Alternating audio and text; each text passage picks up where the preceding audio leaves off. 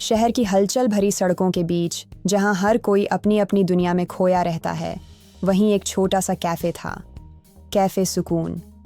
यहाँ अक्सर तन्हा दिल अपनी कहानियाँ चाय की प्यालियों में घोल दिया करते थे।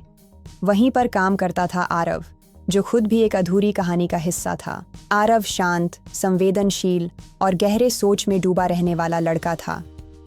हर दिन अपने काम में व्यस्त, लेकिन आंखों में एक अधूरी तलाश लिए। एक दिन कैफ़े में तेज़ बारिश से बचती हुई एक लड़की भागती हुई आई। सिया। भीगती हुई, बिखरे बाल और आंखों में वो बेचैनी थी, जैसे कुछ छूट गया हो जिंदगी में। एक कप अदरक वाली चाय मिलेगी? उसने मुस्कुराकर पूछा। आरव ने हल्की मुस्कान दी। यहाँ चाय से ज़्यादा सुकून मिलता है। वो पहली मुलाकात थी, लेकिन आखिरी नहीं। सिया हर रोज़ आने लगी, कभी किताब के साथ, कभी खाली नज़रों के साथ।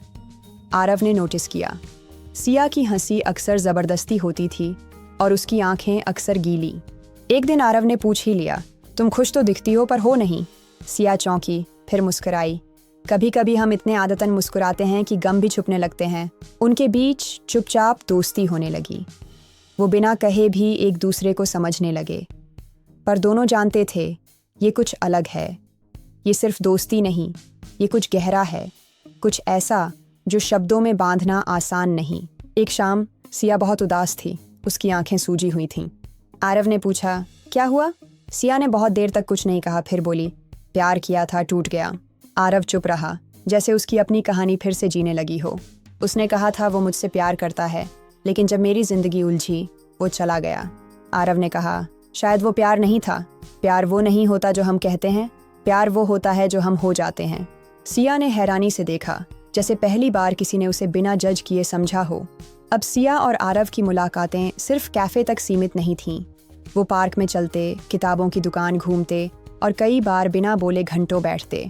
आरव को एहसास हुआ, वो सिया को सिर्फ पसंद नहीं करता, वो उसके साथ हो चुका है। वही प्यार था जो करने से नहीं बल्कि होने से होता है। पर सिया अब भी डरती थी। उसकी टूटी हुई यादें उसे फिर से जुड़ने से रोकती थीं। एक दिन सिया ने आकर कहा, मुझे कुछ महीनों के लिए शहर से बाहर जाना होगा। आरव ने मुस्कुराकर सिर हिलाया। जाना ज़रूरी है तो जाओ, मैं यहीं रहूँगा, वही जहाँ तुमने मुझे छोड़ा था। सिया के जाने के बाद आरव ने इंतज़ार करना शुरू किया। हर दिन उसकी चाय थोड़ी फीकी होती और शामें थोड़ी खामोश, लेकिन उसके दिल में यकीन था, अगर प्यार हुआ है तो लौटेगा ज़रूर। 6 महीने बाद एक शाम कैफ़े में वही खुशबू फिर से आई। आरव ने सर उठाया। सिया खड़ी थी, आंखें भर आई थीं उसकी। तुम अब भी यहीं हो? आरव ने मुस्कुराकर कहा, मैं गया ही कब था। सिया ने कहा, मैं जानती हूँ अब, प्यार वो नहीं होता जो दिखता है, जो कहा जाता है। प्यार वो होता है जो चुपचाप हमारे अंदर हो जाता है। और मैं अब तुम हो चुकी हूँ। एपिलॉग, प्यार की परिभाषा। सिया और आरव की कहानी किसी बॉलीवुड फिल्म जैसी नहीं थी।